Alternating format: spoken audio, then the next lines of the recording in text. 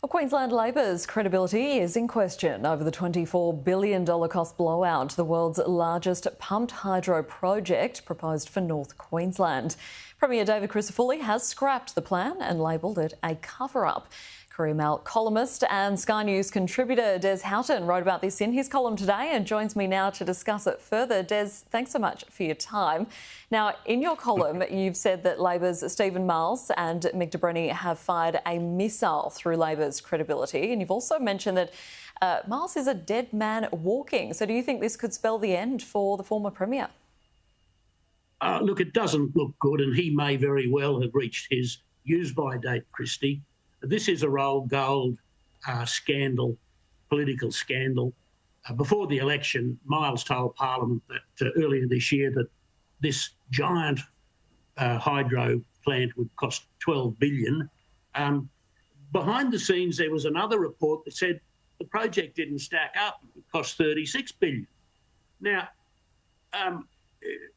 Jared Blay, the Deputy Premier, has called them They accused them of lying black and blue over the veracity of this whole project, and it's crucial because it was a cornerstone of Labor's renewables target creation and also job creation. Labor said this project would create ultimately 145,000 jobs. No one quite knows where they got that figure from. But the project never stacked up. We have two parts of it. We have the cost blowout, and then we have the cover-up. And as we know from Watergate and everything else, the cover-up is often worse in the public mind because it's a breach of trust. It's worse than the actual event.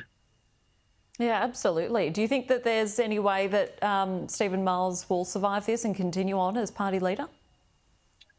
I think Miles is wounded. He might linger on there for a while. He really was only caretaker-premier for 8 months or so after the union movement kicked Annastacia Palaszczuk out. He's a unionist who replaced her. So it was all, the polls are all going downhill when he arrived. So he was on a hiding to nothing, really. And what do you think the implications for federal Labor on this debacle could be? It can't be good news, surely, for the Prime Minister. No, good question, Christie. There are implications here.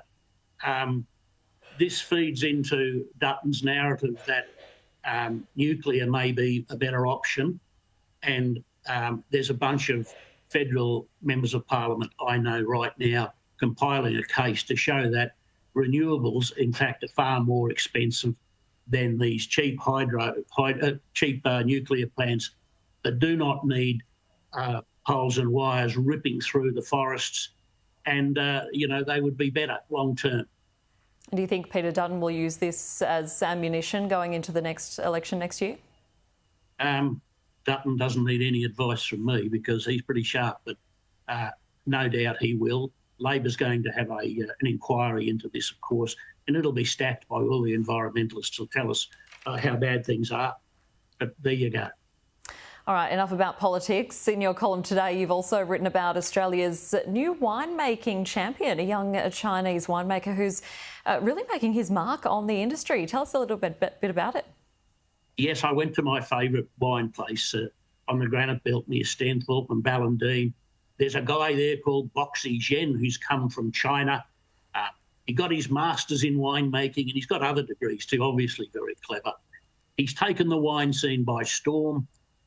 He's behind 8 trophies for Ballindine Estate. He was made winemaker of the year. His Fiano was the wine of the year. He got 2 other trophies for his wines.